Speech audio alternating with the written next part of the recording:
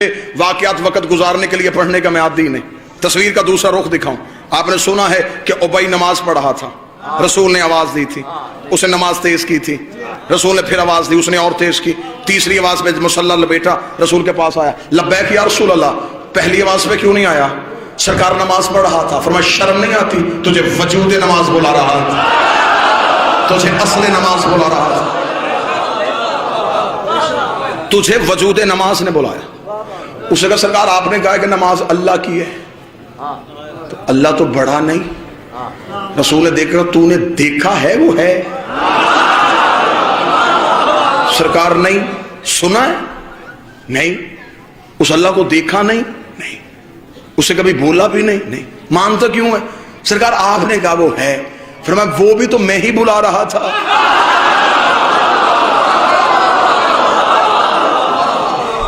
اب میں جملہ دینے لگا ہوں, میری ہے کا نام دین ہے, نہیں کا نام دین نہیں. میں نے بلایا بس. یہ تو واقعہ آپ نے سنا. تصویر کا دوسرا رخ دیکھنا. ابئی رسول کی محفل سے اٹھا اور صحابہ کی محفل پہ چلا گیا. صحابہ نے کہا ابئی آج چہرے پہ یہ اداسی کیوں؟ ابئی نے کہا آج بوڑھا ہو گیا تھا, آج پتا چلا ہے شریعت کے مسئلے سے بے خبر رہا. آج مجھے نبی نے پاس بلا کے سمجھایا ہے کہ جب نبی آواز دے تو نماز توڑو اور نبی کی آواز میں لبیک کہو. یہ مجھے آج پتا چلا ہے. اللہ کی نماز توڑ دی جاتی ہے نبی کے بلانے پہ, اللہ کی تسبیح روک دی جاتی ہے نبی کے بلانے پہ. اتنا کہنا تھا. ابئی نے کہا کہ آج مجھے مسئلے کا پتا چلا. ساتھ بیٹھا تھا ایک 450 سال کا جوان سلمان.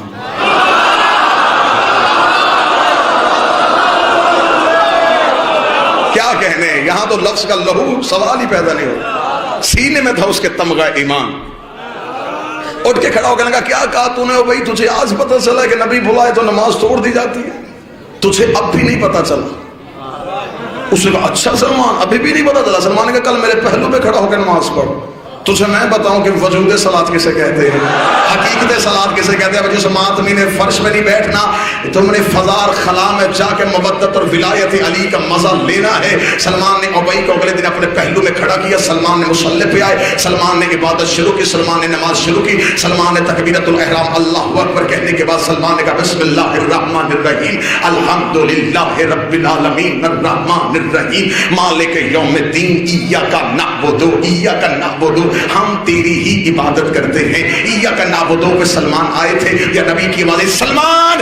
سلمان نے وہیں سے مصلی چھوڑا, نبی کے قریب آئے, لبیک یا رسول اللہ. سلمان پیاس ہے, پانی کا پیالہ پلا. سلمان مشکیزے سے کیا, پانی کا پیالہ بھرا, بسم اللہ پڑھ کے نبی کے قدموں پہ بیٹھا. نبی نے پیالہ پانی کا نوش فرمایا. نبی نے سلمان کو پیالہ دیا. سلمان نے پیالہ رکھنے کے بعد ہاتھ جوڑ کے کہا یا رسول اللہ اجازت. ہاں سلمان واپس چلے جا. سلمان مصلی پہ کھڑا کہا ایاک نستعین اہدنا الصراط المستقیم صراط الذین انعمت علیہم. سلمان نے نماز کو شروع کیا. ادھر سلمان نے نماز کو ختم کیا. ابئی نے جلدی سے نماز ختم کی. نبی کے قدموں پہ جا کے لگا بوڑھا ہو گیا ہے بطول کی دہلیز میں سجدے کرتے ہوئے, جسے ابھی تک اتنی معرفت بھی نہیں ہوئی. جب اس نے نماز توڑی تھی, اس نے نماز کو سرے سے کیوں نہیں پڑھا؟ اس نے نماز کو شروع سے کیوں نہیں پڑھا؟ اس نے وہیں سے آ کے نماز کیسے شروع کر دی؟ نبی نے بلا کر سلمان تو نماز توڑ کے آیا تھا, جی مولا تو نے سرے سے کیوں نہیں شروع کی؟ نبی کے قدموں بیٹھ کے تھا مولا تجھے تیری عزت کا واسطہ پہلے بتا میں نے توڑی کب تھی, میری ٹوٹی کب تھی؟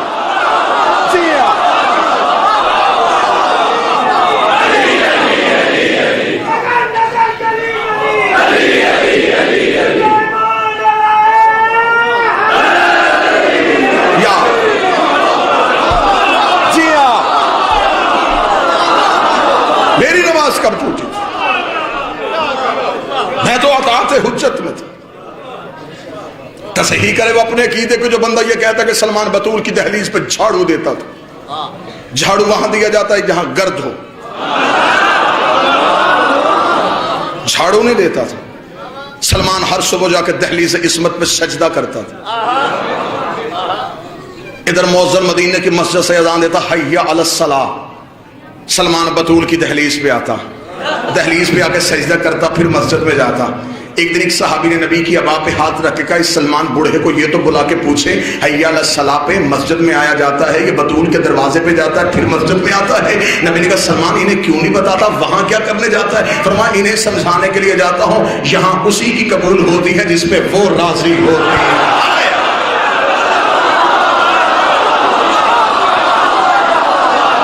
جی آپ سب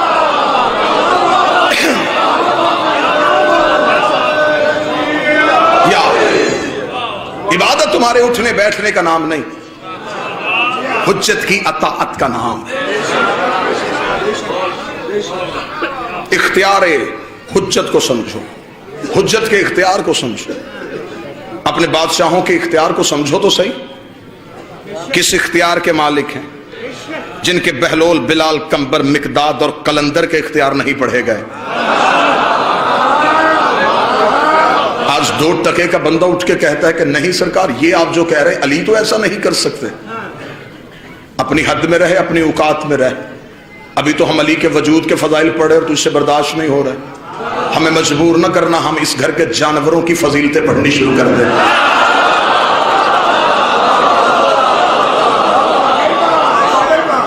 آج 2 ٹکے کا بندہ اٹھ کے کہتا ہے 14 غیب جانتے تھے؟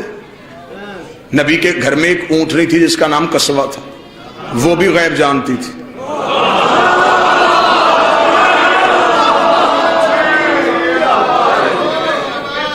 میں شہزادی صاحب کی بات کی پختگی کر رہا ہوں، میں تلاوت بھی کر رہا ہوں اور چہروں کی زیارت بھی کر رہا ہوں۔ سرکار نے کہا تھا کہ آپ کو یہاں پہ سارے ہی ماننے والے ملیں گے، اور الحمدللہ میری نظریں کہیں بھی ایسی نہیں ٹھہری جہاں ایک ہلکا سا شکن بھی شک کا آیا ہو۔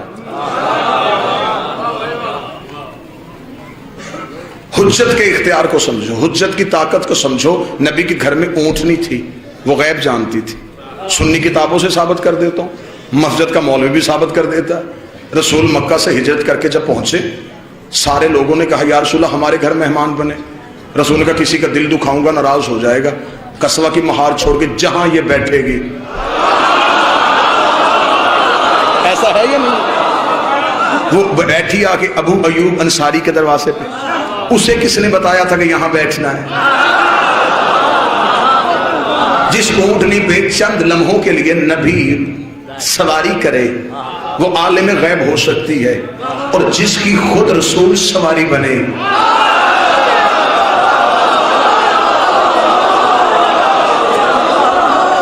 پھر مجھے نہیں سمجھ آتا کہ نیچے والی عالم الغیب ہے، اوپر والا پھر عالم الغیب تو نہیں ہوگا؟ کوئی تو بندہ ہوگا جو ساتھ میرے چلے گا۔ اگر نیچے عالم الغیب ہے پھر اوپر تو عالم الغیب نہیں ہوگا، پھر اوپر تو کوئی عہدہ اور ہے، تو منصب اور ہے۔ اس لیے کہ جب نبی نماز پڑھا رہے تو جو پیچھے پڑھ رہے تھے وہ عابد تھے، جو پڑھا رہا تھا وہ عبد تھا۔ سبحان اللہ سی اسرا بعبدہ، خدا نے خود اسے عبد کہہ کے بلایا۔ جو پیچھے تھے وہ عبد نہیں تھے، وہ عابد تھے۔ جو آگے تھا وہ عبد تھا، جو اوپر تھا وہ معبود تھا۔ عرش پہ معبود، مصلی پہ عبد، پیچھے عابد۔ اوپر معبود کی عبادت ہو رہی تھی، عبد نماز پڑھا رہا تھا، عابد پڑھ رہے تھے۔ حجرے کا پردہ اٹھا، ظاہری کمسنی میں ایک شہزادہ نکلا، عابدوں کی گردنوں پہ اپنے پاؤں رکھتا ہوا، عبد کی پشت پہ آ کے بیٹھ گیا۔ عبد کی پشت پہ بیٹھ کے اس نے معبود سے کہا اب نیچے عبد ہے، تو معبود ہے، اب بتا میں کون ہوں؟ پیچھے عابد رہ گئے، آگے عبد ہو گیا، تو معبود ہو گیا۔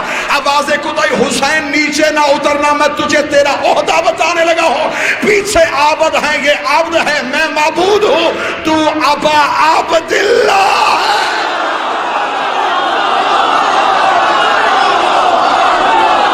جی ہاں،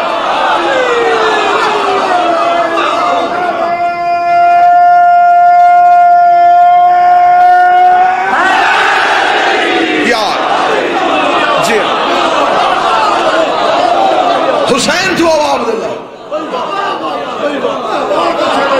نہ چیلنج کرنا کہ ہم تمہیں گھر کے جانوروں کی فضیلتیں سنائیں اور پھر تجھے غش آئے۔ جانور تو پھر بھی سانس لیتے ہیں، زندگی ہے ان کے پاس، جانور تھے، سانس لیتے تھے، زندگی تھی. علی کے ہاتھ میں ایک لوہے کا ٹکڑا تھا. شیرازی بادشاہ زمانہ تلوار کہتا تھا، علی ذوالفقار کہتے تھے. کتابوں کا انبار ممبر پہ لگاؤں گا. بہت سی جنگیں ایسی ہیں جہاں پہ جا کے علی قبضہ تلوار پہ ہاتھ نہیں رکھتے تھے. علی ذوالفقار کو ہوا میں چھوڑ دیتے تھے. ذوالفقار ہوا میں لہراتی ہوئی آتی تھی، 3 گردنیں کاٹتی تھی، 4تھی چھوڑ دیتی تھی، 6 کاٹتی تھی، 7ویں چھوڑ دیتی تھی، 10 کاٹتی تھی، 11ویں چھوڑ دیتی تھی. مال کے نے قدموں میں بیٹھ کے کہا، یا علی یہ تیری تلوار گردنیں چھوڑ کے کیوں چلتی ہے؟ فرمایا گردنیں چھوڑ کے نہیں چلتی، شجرے دیکھ کے چلتی، نسلیں دیکھ کے چلتی. آئے ہائے ہائے،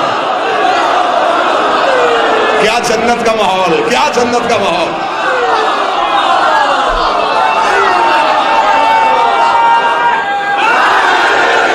کیا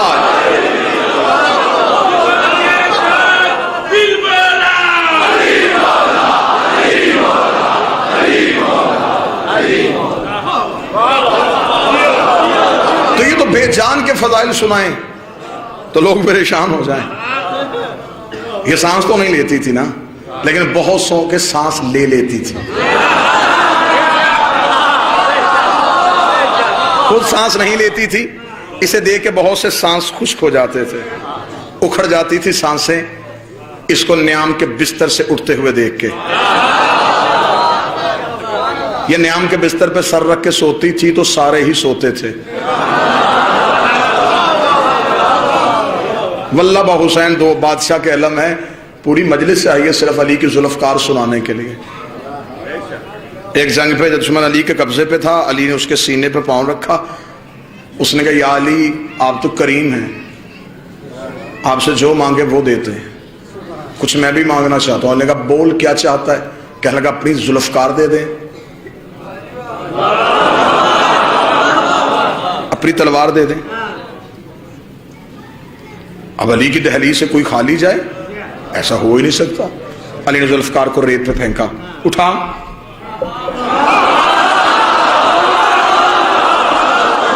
اٹھا.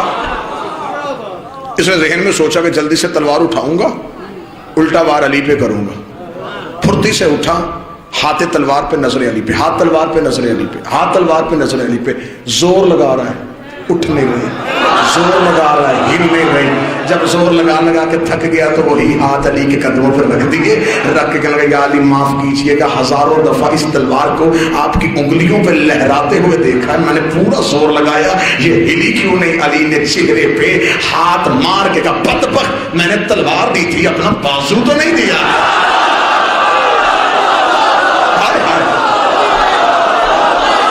میں نے تلوار دی تھی.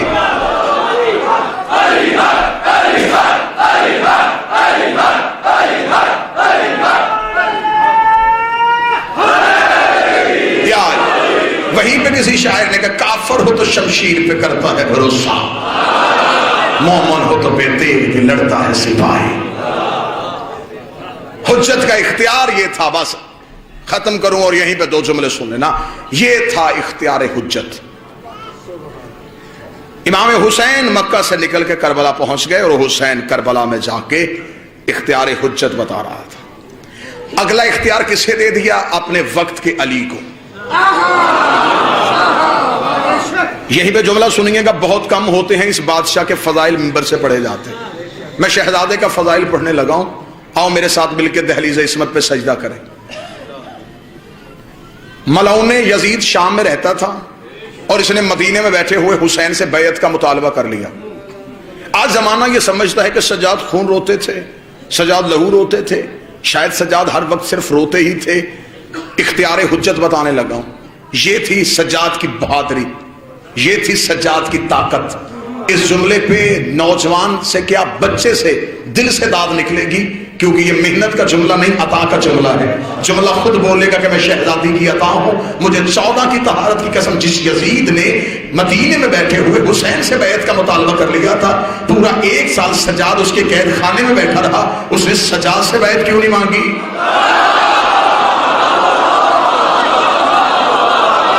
اسے امام کی بیعت چاہیے تھی نا، تو وہ سجاد سے بھی مانگتا، اسے سجاد سے کیوں نہیں مانگی؟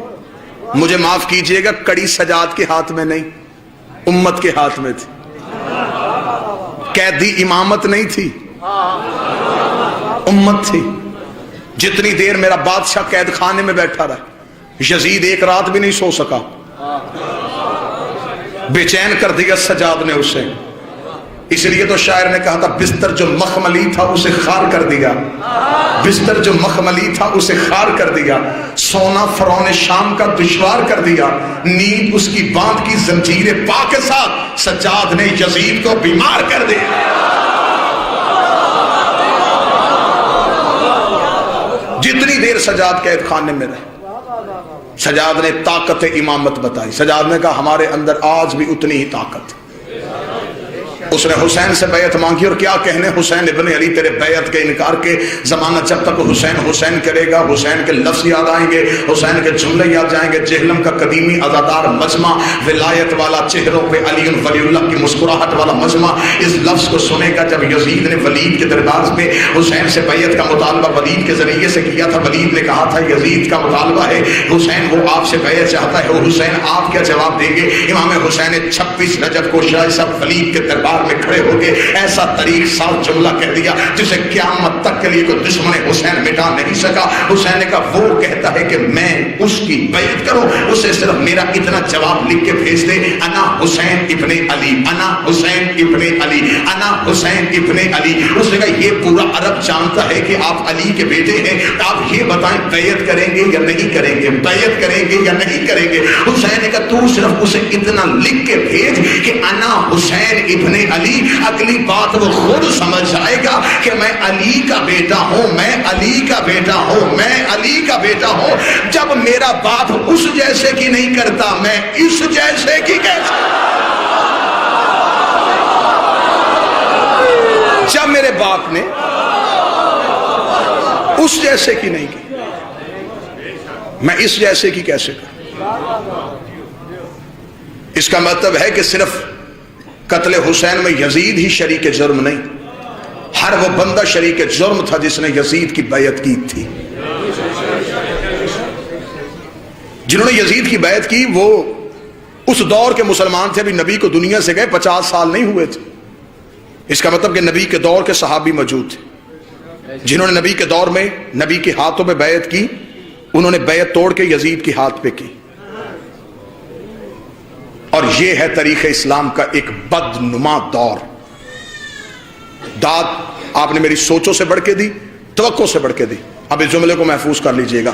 یہ تھا تاریخ مسلمان کا بدترین دور کہ رسول کے جانے کے 50 سال بعد یزید جیسا ایک فاسق، فاجر، بدکار مملکت اسلامیہ کا وارث بنا، اور اس دور کے مسلمانوں نے یزید کی بیعت کی. یہ جو لوگ بیعت کر رہے ہیں یہ صرف لوگ نہیں، مستقبل کے راوی ہیں. یہ لوگ صرف بیعت نہیں کر رہے، ان میں بڑے بڑے مستقبل کے محدث چھپے ہوئے ہیں. انہوں نے حدیث نقل کرنی ہے، انہوں نے تاریخ کو روایت کرنا ہے، انہوں نے رسول کے فرمان کو روایت کرنا ہے. تو جب ہاتھ یزید کے ہاتھ میں تھے، زبان آل محمد کا حق کیسے بول سکتی تھی؟ پھر اس دور میں جو تاریخ بنی، آج کے مسلمان نے اسے مستند اس لیے سمجھا کہ یہ نبی کے فوراً بعد بنی تھی، جبکہ نبی کے فوراً بعد یزید کے ہاتھ پہ بیعت ہو گئی تھی. اور یہ فقہ اور شریعت کا قانون ہے، جب کوئی مسلمان کسی فاسق کے ہاتھ پہ بیعت کرے تو وہ دائرہ اسلام سے نکل جاتا ہے. پھر مجھے معاف کیجئے گا، یزید کے دور میں جن مسلمانوں نے یزید کی بیعت کی، اب ان کا اسلام سے قرآن کے مطابق کوئی تعلق نہیں رہا. پھر اس کا مطلب کہ حسین کو مسلمانوں نے نہیں مارا، مسلمانوں نے نہیں مارا، کافروں نے مارا. اور یہ تھا اختیار حجت کہ شریعت کا اور قرآن کا مسئلہ ہے کہ جب کوئی مسلمان کسی فاسق کے ہاتھ پہ بیعت کرے وہ دائرہ اسلام سے نکل جاتا ہے. اب اگر وہ دوبارہ مسلمان ہونا چاہے اور کوئی حجت موجود ہو، اسے اس کے پاس آنا پڑے گا، اس کے ہاتھ پہ دوبارہ بیعت کرنی پڑے گی، جس کے لیے کہا جاتا ہے نص ہے تجدید بیعت. بیعت کا پلٹ کے واپس آنا، بیعت کا دوبارہ قائم ہونا. وہ دوبارہ معصوم کے ہاتھ پہ بیعت کرے گا. یہ تھی حسین کی جنگ کہ لوگوں نے یزید کے ہاتھ پہ بیعت کی. اس کا مطلب نبی والی بیعت ٹوٹ گئی، علی والی بیعت ٹوٹ گئی، حسن والی بیعت ٹوٹ گئی، لوگ دوبارہ زمانے جہلیت میں چلے گئے، حسین اپنے 72 لے کے کربلا سو گیا، اگلی حجت 1 سال کے لیے قید خانے میں بیٹھی رہی۔ اب مجھے طریقہ مورخ بتائے کہ وہ پورا 1 سال امت کافر رہی ہے یا مسلمان رہی؟ اس 1 سال میں امت کہاں تھی؟ حالت کفر میں تھی یا حالت اسلام میں تھی؟ اس کا مطلب ہے یہ جو امام قید خانے میں تھا، امام قید نہیں تھا، امت قید تھی۔ نقلی بیعت کے دعوے داروں کے چہرے سے حسین اور حسین کے بیٹوں نے نقاب اتار دیے۔ حسین نے سارے بدلے اکٹھے لے لیے۔ ذرا جنگ تو سنو حسین ابن علی کی، کبھی یوں حملہ بھی سنو حسین ابن علی کا۔ حسین نے سارے حملے اکٹھے لے لیے۔ یزید کے پاس آج طریقہ مورخ یہ کہتا ہے کہ یزید غلط تھا، حسین صحیح تھا۔ سارے کہتے ہیں، آپ تائید فرمائیں گے، میں نتیجہ دے کے چھوڑ، یزید غلط تھا، حسین صحیح تھا۔ کیوں یزید غلط تھا؟ نہیں جی یزید کی خلافت غلط تھی، آئے مولوی میری آنکھوں میں آنکھیں ڈالے، وہ اپنی کتابوں لائے اور مجھے اپنی کتاب اور قوانین شریعت کے مطابق یزید کی خلافت کو غلط ثابت کر کے دکھائے۔ تمہارے پاس جتنے خلافت کے اصول تھے وہ سارے یزید کے پاس تھے۔ مسلمانوں کے ہاں خلافت کا پہلا اصول ہے کہ امت اکٹھی ہو کے کسی کو خلیفہ بنائے تو وہ ہوتا ہے، یزید کے پاس یہ تھا۔ پڑھے لکھے احباب تشریف فرمائے، اجماع امت یزید کے پاس تھا، اجماع ہو گیا تھا امت کا۔ دوسرا خلافت کا قانون یہ تھا کہ پہلا دوسرے کو نامزد کر دے تو وہ بھی خلیفہ ہوتا ہے، یزید کے پاس یہ اصول بھی تھا، اسے اس کے باپ نے نامزد کیا تھا۔ خلافت کا تیسرا اصول تھا کمیٹی بن کے فیصلہ کرے اور کسی ایک کو چن لے، یزید کے پاس یہ بھی تھا۔ اس کا مطلب ہے کہ یزید کے پاس تو خلافت کے سارے قانون تھے، پھر یزید غلط کیسے، حسین صحیح کیسے؟ پھر تمہیں ماننا پڑے گا حسین صرف صحیح اور یزید صرف غلط نہیں، تمہیں ماننا پڑے گا حسین صحیح تھا، اجماع امت غلط تھا، حسین صحیح تھے، استخلاف غلط تھا، حسین صحیح تھے، شورا غلط تھی، تمہیں ماننا پڑے گا غدیر صحیح تھا، سقیفہ غلط، امامت صحیح تھی، خلافت غلط تھی۔ اگر مان جاتے پھر بیٹی علی کی شام کے بازار میں